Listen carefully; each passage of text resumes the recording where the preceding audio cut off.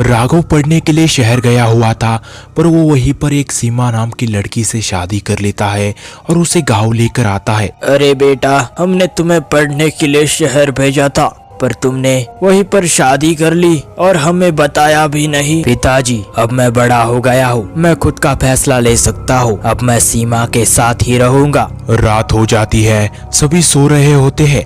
तभी राघव की पत्नी सीमा उठकर घर के बाहर आ जाती है और वो अपने असली रूप में आ जाती है, जो कि एक चुड़ैल का होता है।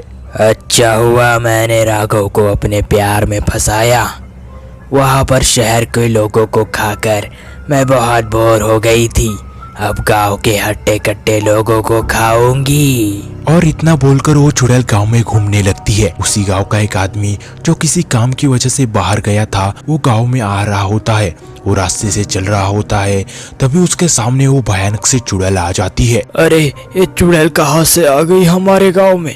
कोई बचाओ मुझे, कोई बचाओ। वो आदमी और जोर से चिल्लाए उससे पहले वो चुड़ैल उसे मार देती है और उसे खाने लगती है। अब हर रोज ऐसे ही शिकार मिलनी चाहिए, बहुत मजा आएगा।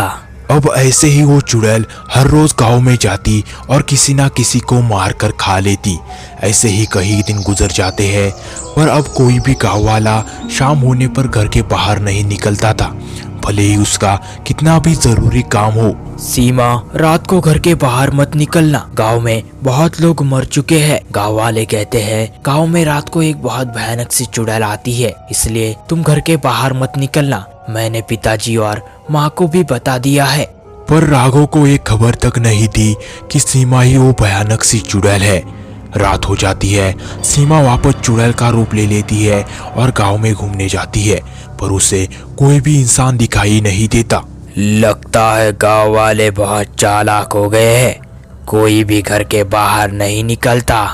2 दिन हो गए, मुझे कोई भी शिकार नहीं मिली है। वो चुड़ैल बहुत देर गांव में घूमती है, पर उसे कोई भी इंसान नहीं मिलता।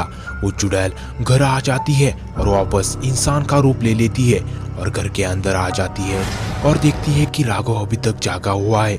वो बहुत डर जाती है, उसे लगता है कहीं राघव को पता तो नहीं चला कि मैं ही वो चुड़ैल हूँ। सीमा, मैंने तुम्हें कहा था ना घर के बाहर मत निकलना, फिर तुम कहाँ गई थी? मैं बाहर नहीं गई थी, मुझे प्यास लगी थी, इसलिए पानी पीने के लिए गई थी। राघव सीमा को ज्यादा कुछ नहीं बोलता, पर राघव को कुछ गड़बड़ लग रही होती है। दूसरे दिन रात को सीमा जब उठकर घर के बाहर आ जाती है, उसके पीछे चुपके से राघव भी घर के बाहर आ जाता है और सीमा अपने असली रूप में आ जाती है। उसे देखकर राघव बहुत डर जाता है।